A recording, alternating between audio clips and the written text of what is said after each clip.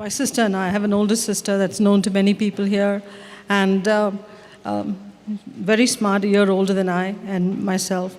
And we have a much younger brother. The two of us grew up in a very, very strict, conservative family. My mother never went to college because her parents didn't have the money to send her to college, and she was very smart. So she lived her life vicariously through the daughters. She would ask us to dream and be whatever we wanted. At the same time, she would say, at 18, I'm going to find a guy and marry you off. So it was this constant conflict at home. She's going to find a guy and say, you got to marry him. At the same time, she says, dream big.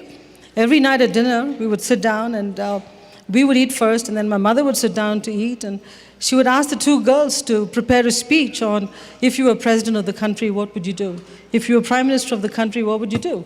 At the end of the dinner, we had to give the speech, and she would decide who she's going to vote for.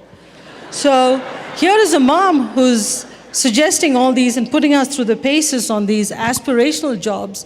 At the same time, she's threatening us to find some vague guy and marry him off to us at age 18. And so we always lived in that fear that that could happen. But I think the men in our family, my grandfather and my father, basically put their foot down and said, I don't care if it's girls or boys. They all have to have an equal shot at being whatever they want to be. And we're not going to get them married off at 18. We're going to let them do what they want to do.